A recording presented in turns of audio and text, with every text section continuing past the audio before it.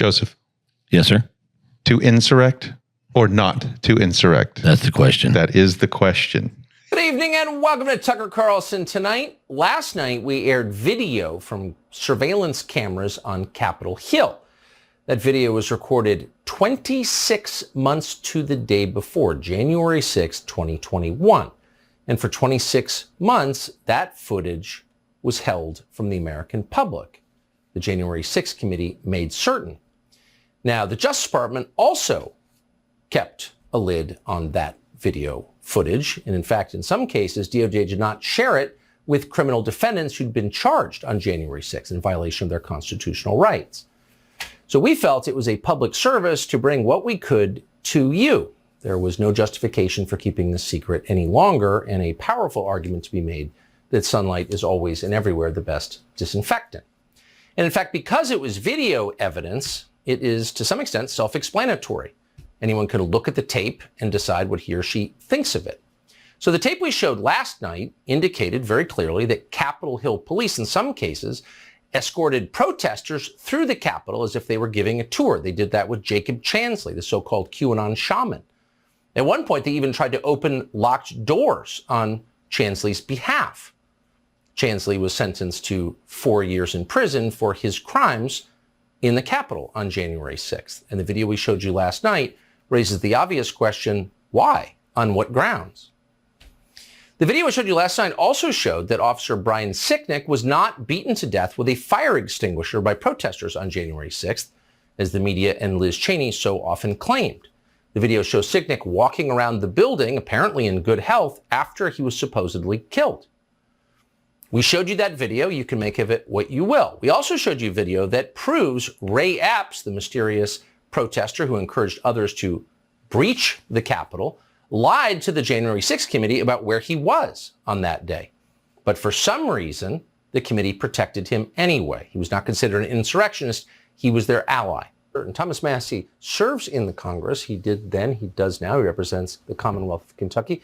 Congressman, thank you so much for coming on. I have never seen members of Congress accuse the other, I mean, there's usually a kind of fraternity in the Congress, you're all members of Congress, 435, accuse their colleagues unfairly without any evidence at all of committing felonies. What's your response to this, to the lying from your colleagues in the Congress?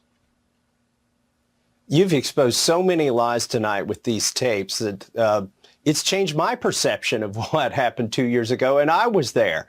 The tapes of people milling peacefully about. And my hat's off to your producers for sitting over there and going through hours of this. Yes, but I would love to unleash the resourcefulness of the American public on these videos. I think they should be released. You know, I think it's poppycock that they can't be released because of some security issues. Look, I'm the one who's supposed to be secured by these buildings, and right. I'm not worried about releasing them.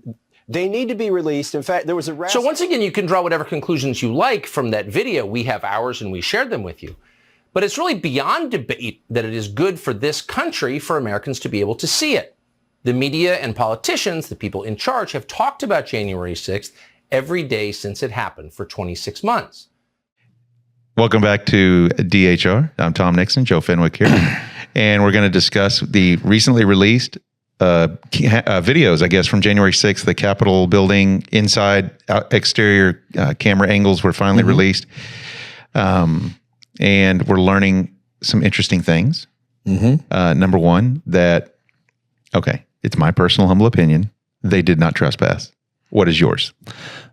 Well, I'm not saying they trespassed either. I'm saying that you can't, my argument, or we were having this little argument, is that you can't trespass on a public building. Okay, well, you can. I've actually arrested people at the city hall. No, I understand. Well, hang on. Okay. And so but they were told to leave. Okay. Then they were arrested. So you can be arrested at a public building. My argument is, even if they trespassed and they committed criminal mischief and they committed theft, that's not insurrection. Oh, very true. Okay. All of these things they may or may have not done, okay, don't equal insurrection. None of them. Well, it's definitely not when the Capitol Police are opening the door for you to walk through. Yeah, it's they were definitely allowed inside by the Capitol Police. Well, they were guided around the building. Yeah. I mean, that almost smells of my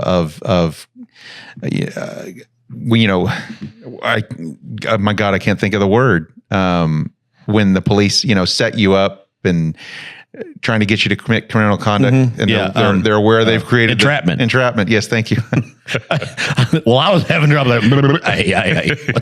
I've never done it, so I don't know the word. Yeah. Swear to God. It smells of entrapment when the police are creating the circumstance by which you allegedly commit a criminal act that they are actively participating in. They're actively participating in the crime. Why are the Capitol Police actively participating in the crime? That's entrapment. Yes. Yeah. Well, and they said that the QAnon shaman. Yeah. Okay. That there's all this video of them just ignoring him. Okay. Then they came out and said after Carlson, the Tucker Carlson put it on Fox, that they did actually ask him to leave. Okay, they did. No, I remember he was up on the. And my point is, really, where's the body cam footage? Nobody has any body cam footage of you asking him to leave, because if you had that, they would be parading it 24/7. Okay, well, I will say this. They didn't actually ask him. Probably there's like 4 or 5 guys in the Senate chamber. Mm-hmm. Capitol Police officer comes walking down the aisle of the Senate chamber and says, you guys going to get out of here soon? And they're like, oh yeah, just a minute. I'm going to say a prayer. And that's when he gets up and he says the prayer. Oh, yeah. Okay. And then when he's done with all that, that's when they tell the police officer, okay, we're leaving. And they're like, okay, go through that. And the officer tells him, okay, go through that door. And they followed the officer's instructions. Mm-hmm. These were the most orderly criminals. Orderly, humble, meek criminals in the history of criminals. Seditious bastards ever. Because while they're committing the crime, they're doing what the officer tells them to do. What the hell, man? How can they? Well, and the stuff that they did, the Department of Justice is evil. I'm just going to say this. Absolutely. The U.S. Department of Justice is evil.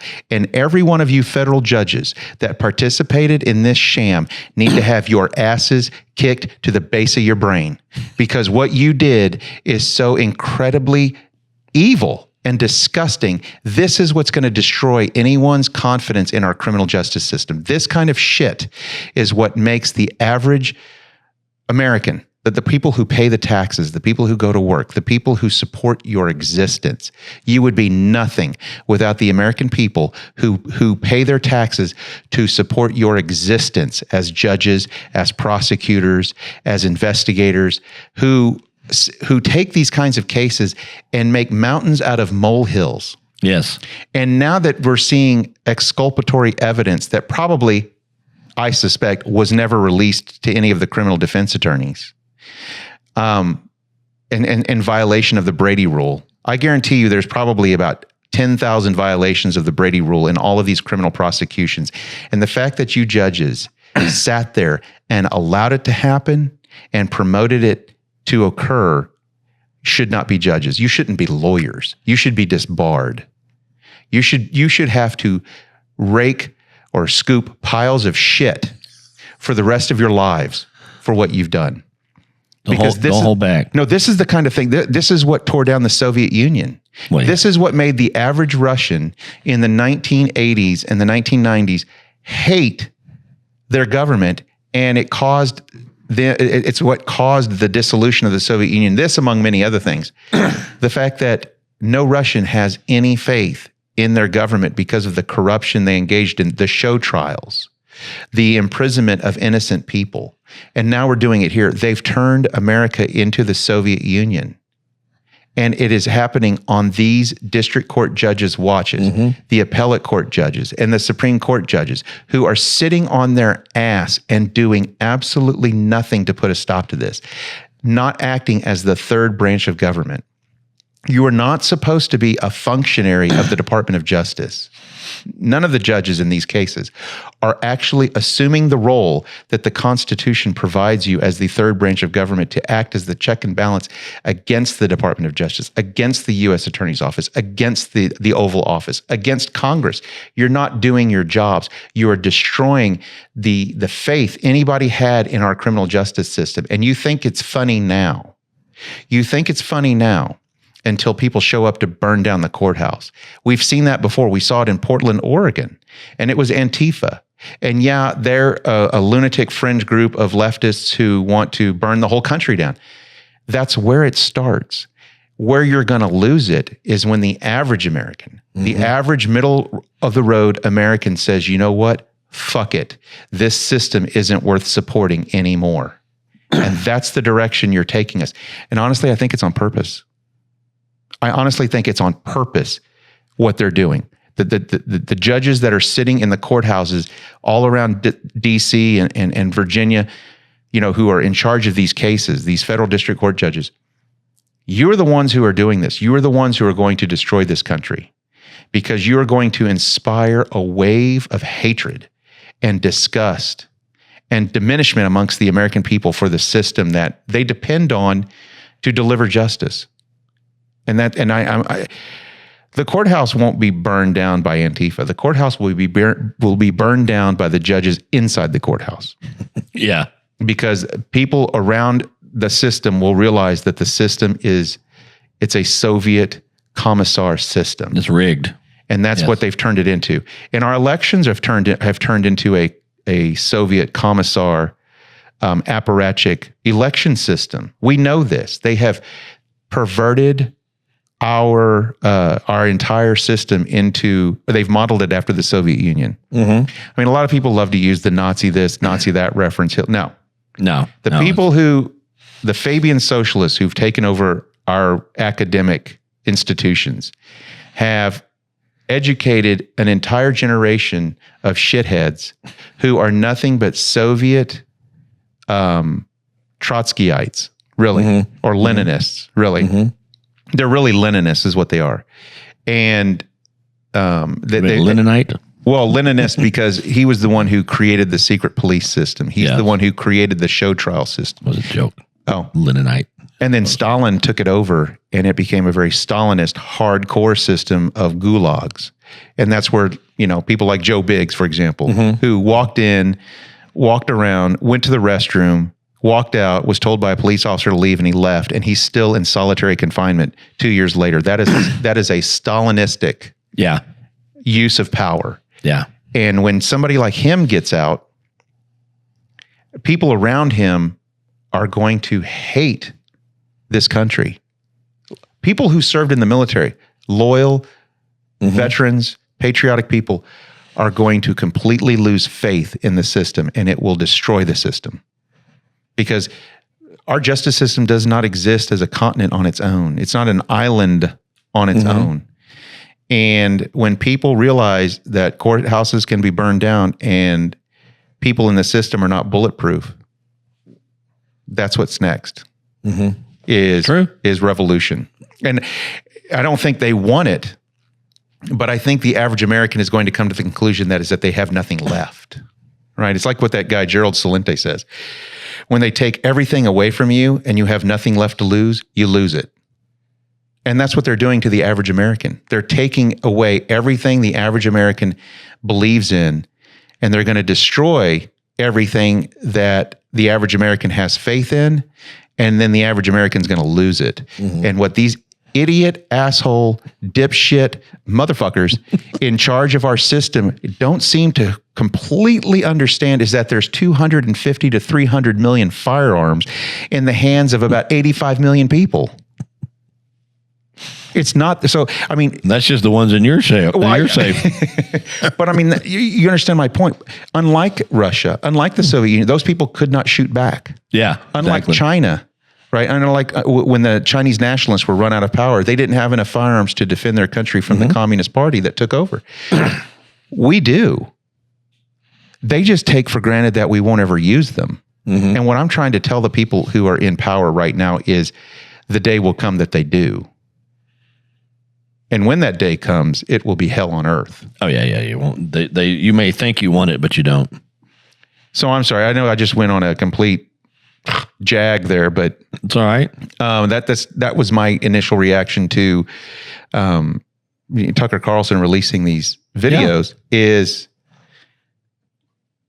what the fuck are these judges doing? Mm-hmm. Yeah, exactly. I mean, how could any judge, the whole DOJ? How could any judge watch that video and go, "Yeah, this guy needs to go to prison for 4 years"? Are you shitting me? Yeah, I mean, how could they not issue a directed verdict when they see the evidence? Exactly. And go, no, I don't care if, or I don't know, maybe 500 unicorns found him guilty. But you watch that video and go, why am I going to put this guy in solitary confinement for 2 years while he's awaiting trial? I should release him on bail for like, I don't know, $1,000 since he didn't do anything. Mm-hmm. Why is Joe Big sitting in solitary confinement? What act of vandalism did he commit? Whose life did he threaten? Nobody. Yeah. Nothing. And he's in, it makes me so mad. Oh, it does me too. All right. I'm sorry, but what was your reaction, Joseph? Well, I was going to say that pisses me off, but I was mad. Very angry. What he said. I'm very angry. Yeah, it is. It's Stalinist. It is, show me the man, I'll show you the crime kind of stuff. It's unfair and it's one-sided. But the fact that the Democrats are so monolithic in their stupidity. Well, okay, we as Americans could get rid of that if we just voted correctly. But I mean, we could vote them out, but we won't. But think about this: not one Democrat went to Nancy Pelosi and said, "Release the tapes. Let the American people see." No, of course not. They are so monolithic in their stupidity in the handling of this event that they are willing to burn down the country to maintain that party integrity, party before country. So if there's ever been a moment in time when you didn't realize how the Democrats put party before country, party before evidence, party before truth, party before the Constitution, party before freedom, this is it. This is how you know the Democrats are the Communist Party. The Democrats are the Marxist, Leninist, Communist Party of America. That is what they are. So we would like to know what you think. Comment below, like and subscribe. We appreciate all of your points of view. And we will see you all in the next video. And let us all pray to God that freedom reigns and the Constitution remains, and that we can all get our hands dirty to save this republic, because it's the only one we have and we better keep it.